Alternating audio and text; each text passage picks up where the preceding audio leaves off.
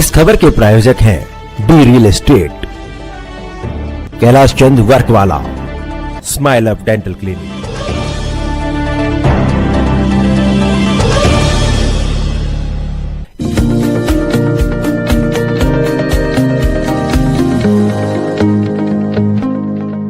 नमस्कार, आप देख रहे हैं डीकेपी न्यूज और मैं श्रुति दुबे।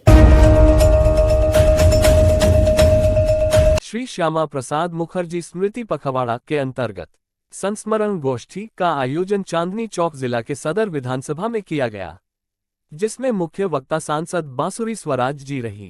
कार्यक्रम का नेतृत्व सरदार कुलदीप सिंह, अध्यक्ष भाजपा जिला चांदनी चौक द्वारा किया गया।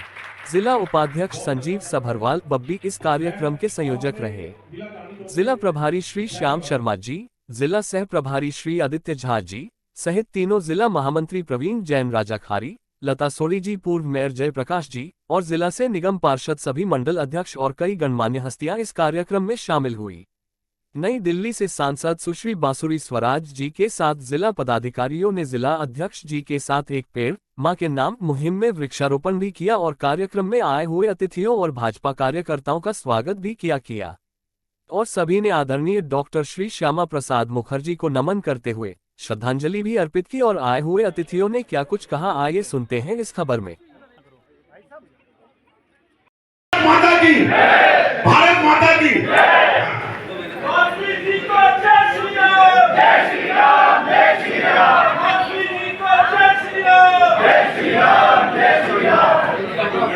रीढ़ की हड्डी है। और आप ये देखिए, आज के दिन ये बार बार इल्जाम लगाते रहते हैं अघोषित आपातकाल, अघोषित आपातकाल।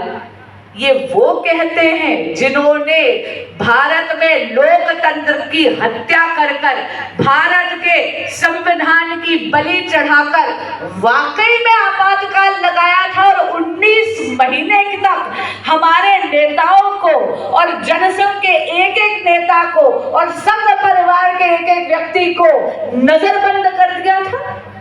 रातों रात 9,000 लोगों को जेल में बंद कर दिया था। वो लोग जो वाकई आपातकाल लगाते हैं, वो आज संसद में तो संविधान झलकाते हैं, पर मैं पूछना चाहती हूँ, कभी खोलकर संविधान पढ़ा है? की हिस्ट्री रिपीट पिछले 2 दिनों में देश की जनता ने भी देखा कि जो कुछ संसद के अंदर हुआ तो नेता प्रतिपक्ष ने कहा और हिंदुओं पर फिर एक आघात किया। इसके बारे में आप क्या कहेंगे?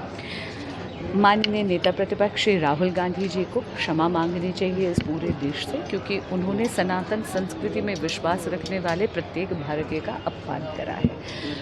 उन्होंने ये कहा कि हिंदू जो अपने आप को कहते हैं वो असत्यवादी हैं, वो हिंसक हैं, वो नफरत फैलाते हैं। ये बात बिल्कुल झूठ है, सरासर गलत है। ये संस्कृति, सनातन संस्कृति तो वसुधैव कुटुंबकम की संस्कृति जो पूरे विश्व को एक परिवार मानती है।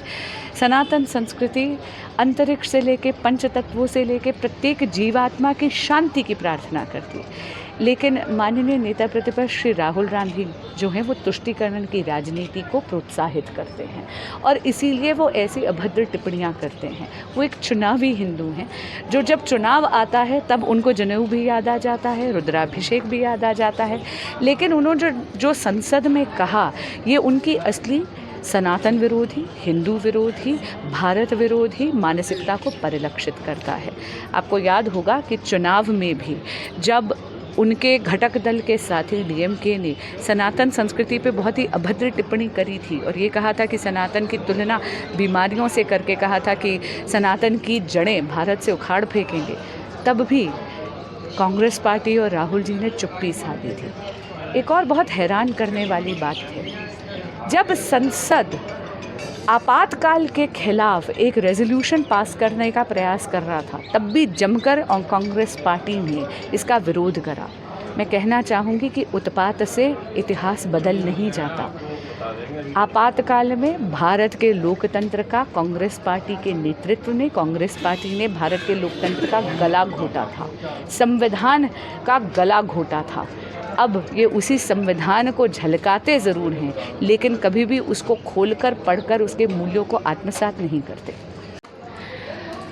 तुष्टीकरण की राजनीति जिसको श्री राहुल गांधी जी माननीय नेता प्रतिपक्ष और कांग्रेस के वरिष्ठ नेता प्रोत्साहित कर रहे हैं, उसमें तो हमेशा निहित ही होता है राजनीतिक स्वार्थ। बांसुरी सबसे यंगेस्ट एमपी है दिल्ली की, तो कितनी जिम्मेदारी है और उसको कैसे निभाएंगे आप? जिम्मेदारी का उम्र से कोई लेना देना नहीं होता, जिम्मेदारी का नियत से लेना होता है।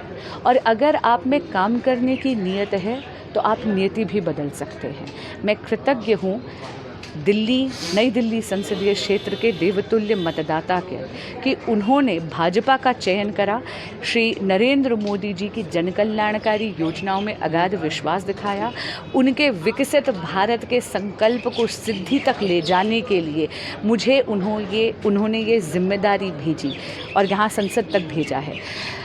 इतना ज़रूर कहूँगी कि जो भरोसा मतदाता ने मुझ पर दिखाया है इसे कभी शर्मिंदा नहीं। मैम आखिरी सवाल, आप वकील हैं और नए कानून लागू हुए हैं, उसको लेके क्या कहेंगे? 1 जुलाई का दिन मेरी पूरी फ्रेटर्निटी के लिए यानी हर प्रत्येक लॉयर के लिए बहुत ही हर्ष और उल्लास का दिन है। मैं खुद अपने व्यक्तिगत अनुभव से ये कह सकती हूँ कि पहली बार भारत में एक ऐसी दंड प्रणाली लागू हो रही है जिसका ध्येय न्याय है, दमन नहीं। क्योंकि इससे पहले के जो लॉज थे, कानून थे, वो एक विलायती हुकूमत ने हम पर लागू करे थे। ब्रिटिश राज की बेड़ियाँ थी जो गुलामी की बेड़ियाँ थी और उसका ध्येय न्याय नहीं था, दमन था। क्योंकि एक विलायती हुकूमत ये चाहती थी कि उनकी हुकूमत बरकरार रहे। लेकिन अब भारत में भारतीयों द्वारा बनाई हुई, भारत में ऐसी दंड प्रणाली जो न्याय को प्राथमिकता देती है, ऐसी न्याय प्रणाली लागू हुई है। एक पेड़ माँ के नाम, इस पे और बताइए मैम कि सबको जरा सा उत्साहित सब लगाएं। माननीय प्रधानमंत्री श्री नरेंद्र मोदी जी ने वर्ल्ड एनवायरनमेंट डे पे आह्वान करा था और अभी हाल ही में मन की बात में भी ये बहुत ही प्रेरणादायक उन्होंने मुहिम चलाई है। मैं निवेदन करती हूँ प्रत्येक भारतीय से कि एक पेड़ माँ के नाम अवश्य लगाए। इससे ना केवल मैं कहूँगी आप अपनी माता जी के प्रति अपना स्नेह व्यक्त करते हैं, यदि आपकी माँ इस दुनिया में नहीं है तो उनकी स्मृति को याद करते हैं, बल्कि धरती माता के प्रति भी अपना प्रेम उजागर करते हैं, पर्यावरण का संरक्षण करते हैं। पर केवल वृक्ष लगाई ही नहीं, उसके लालन पोषण की भी जिम्मेदारी लीजिए, उसका संरक्षण करिए। मैम दिल्ली विधानसभा में, क्योंकि दिल्ली में भारी बहुमत से भारतीय जनता पार्टी जीत चुकी है, वहीं अब कार्यकर्ताओं का उत्साह भी दिल्ली में जो आगामी होने वाले विधानसभा चुनाव उसको लेकर है, तो क्या लगता है कि दिल्ली में भी इसी तरह से कमल खिल पाएगा? बिल्कुल, आप देखिएगा कि दिल्ली का मतदाता बहुत जागरूक है और आने वाले भारत माता की, भारत माता की, भारत माता की। पूरा प्रदेश जो है 23 जून से लेकर 6 जुलाई तक श्यामा प्रसाद मुखर्जी की याद में उनकी जितनी भी यादें हैं उनको लेकर एक पखवाड़ा मना रहा है। और इस पखवाड़े के अंतर्गत जो है हर ज़िले के अंदर श्यामा प्रसाद मुखर्जी पर जो है विचार गोष्ठियाँ चल रही हैं। उसी संदर्भ में आज चांदनी चौक ज़िले में जो है श्यामा प्रसाद मुखर्जी पर विचार गोष्ठी थी, जिसमें श्यामा प्रसाद मुखर्जी को याद किया गया। ओजस्वी वाणी से उन्होंने ऐसा संजीव चित्रण किया श्यामा प्रसाद मुखर्जी के बारे में कि सभी लोग जो है वो गदगद हो गए। और आज जो है एक और अभियान भारतीय जनता पार्टी में चल रहा है। पर्यावरण को देखते हुए हमारे प्रधानमंत्री नरेंद्र मोदी जी ने एक पेड़ माँ के नाम का अभियान चलाया है और उसके अंतर्गत जो है सभी कार्यकर्ताओं के साथ, सभी स्कूल के बच्चों के साथ आज जो है बांसुरी जी ने जो है एक पेड़ जो भी लगाया है और अपनी माँ का चित्र लगाकर एक पेड़ माँ के नाम जो है उसको सार्थक किया है। आओ पेड़ लगाएं। क्या कहना चाहिए? आज जिला चांदनी चौक के अंतर्गत डॉक्टर श्यामा प्रसाद मुखर्जी की गोष्ठी का आज कार्यक्रम रखा गया, जिसमें सैकड़ों की संख्या में कार्यकर्ताओं ने और क्षेत्रवासियों ने आगे भाग लिया और डॉक्टर श्यामा प्रसाद मुखर्जी के जीवन के ऊपर जो जीवनी आज पता लगी है और हमारा दिल गदगद हो गया कि उनके द्वारा देश के लिए इतना महान काम किए गए और उनके बलिदान को हमने याद भी किया और हमने पढ़ लिया है कि उनके इस कार्य को अपने घरों में बच्चों को, परिवार के और क्षेत्र के लोगों को बताना है कि उन्होंने कैसे देश के लिए बलिदान किया और कैसे दूसरी सरकारों ने उनके लिए उनकी हत्या की। वो आज तक अंधेरे में है, लेकिन हम ये मानते हैं कि उनकी हत्या हुई है और ऐसे अगर बैरिस्टर की अगर हत्या हो तो बड़ा ये दुख का विषय है। पार्लियामेंट एक मंदिर माना जाता है, वहाँ पे जिस तरीके से ओपोजिशन धज्जियाँ उड़ा रहा है, जिस तरीके से झूठे बातें कर रहे हैं, क्या कहेंगे इसको लेकर? अगर पार्लियामेंट में दूसरी पार्टी के लोग अगर हिंदुओं को हत्यारा बोलें, हिंदुओं को लड़ने वाला बोलें, तो इससे बड़ी इस देश में इससे कोई घटिया सोच हो नहीं सकती। उनकी सोच पहले से ही है। आज बांसी ने बताया कि जब श्यामा प्रसाद मुखर्जी थे उस समय भी इन्होंने नेहरू और लियाकत के बारे में जो कानून के विरोध में जो उन्होंने अपना इस्तीफ़ा दिया, उसी तरह की गवर्नमेंट अभी चल रही है। जब ये कल 2 दिन पहले जब राहुल गांधी बोले तो कोई शोर शराबा नहीं था। कल हमारे जो यशस्वी प्रधानमंत्री जब अपना भाषण दिया तो लगातार वो चीखते रहे 2-3 घंटे तक। ये कोई तरीका नहीं है और ये ऐसी लोकसभा के लिए मैं इनको इंडी के पूरी गठबंधन के मैं उनको ये इन्होंने शर्मनाक काम किया, ये बहुत दुख का विषय है। सर, एक पेड़ माँ के नाम, इस पे आज पेड़ भी लगाए गए हैं, इस पे क्या मैसेज देंगे? इसको हम पूरे जिला स्तर पे लगा रहे हैं और हमने प्रण लिया है कि 1 लाख से ज़्यादा पेड़ लगाएंगे, जिसकी हमने कल से शुरुआत की थी। आज बांसी ने आगे पेड़ लगाए हैं अपनी माँ के नाम। सुषमा स्वराज जी हमारी जो देश की जो लोकप्रिय और शक्तिशाली नेता थी, उनकी सुपुत्री हमारे मध्य में आई है, उन्होंने पेड़ लगाया। हमें सभी कार्यकर्ता बड़े गदगद हैं कि ऐसी नेता के संपर्क में आने के बाद हमारे भी हौसले बढ़ते हैं। तो ये एक पेड़ माँ के नाम जो मोदी ने हमको जो एक कार्यक्रम दिया है, हम इसको बढ़ चढ़ के काम करेंगे, ये हमने प्रण लिया है। आज हम श्यामा प्रसाद मुखर्जी के जन्म दिवस को मनाने के लिए यहाँ एकत्रित हुए थे। ये 15 दिन का पखवाड़ा मनाते हैं भारतीय जनता पार्टी, और श्यामा प्रसाद मुखर्जी ही हमारी भारतीय जनता पार्टी के प्रमुख संस्थापक वही रहे हैं, और उनका बलिदान जो उन्होंने दिया हमारे देश के लिए वो कोई दे नहीं सकता। ऐसे देशभक्त के लिए, ऐसे राष्ट्रवादी व्यक्ति के लिए, बहुआयामी प्रतिभा के धनी व्यक्ति के लिए जितना नमन करें उतना थोड़ा है। और हम उनकी इस विचारधारा को, जो कि एक राष्ट्रवादी विचारधारा है, नैतिक विचारधारा है, उसको आगे लेकर जाएंगे। हर भारतीय जनता पार्टी का सिपाही उनकी विचारधारा को आगे लेकर जाएगा। देखिए, आज श्यामा प्रसाद मुखर्जी का जो व्याख्यान माला पूरी दिल्ली के अंदर चल रहा है, इसमें हमारी नवनिर्वाचित सांसद बांसी स्वराज जी ने बहुत ही अच्छे शब्दों में उनके जीवन पर प्रकाश डाला और किस प्रकार से हमारे लोगों ने देश प्रथम, राष्ट्र प्रथम की भावना से काम किया। और 1951 से लेकर अब तक हम कश्मीर की जो लड़ाई लड़ रहे हैं, कश्मीर को बचाने के लिए, उस विषय पे भी रखा।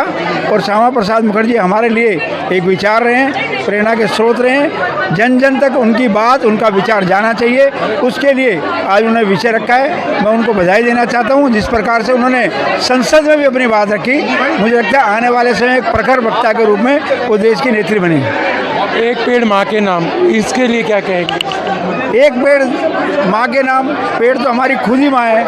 पेड़ होता है तो हमारे को ऑक्सीजन मिलती है, हमें सांस लेने की राहत मिलती है। तो आओ हम मिल करके पेड़ लगाएं और माँ का नाम याद करें और लोगों को भी ऑक्सीजन देने का प्रयास करें। परम आदरणीय श्रद्धेय डॉक्टर श्यामा प्रसाद मुखर्जी के जन्म जयंती के पूर्व में रखा गया था, और ये एक मैसेज देने के लिए है। जो श्यामा प्रसाद मुखर्जी जी ने उस टाइम, अगर बात करूं 1947 में जब देश आज़ाद हुआ, और उसके बाद श्यामा प्रसाद मुखर्जी ने जो कि कश्मीर के एक मुद्दे को लेकर चले, जबकि वहाँ पे एक ऐसा विधान लागू कर दिया कि वहाँ पे 2 विधान, 2 संविधान, 2 निशान और 2 प्रधान वाली बात करने लगे।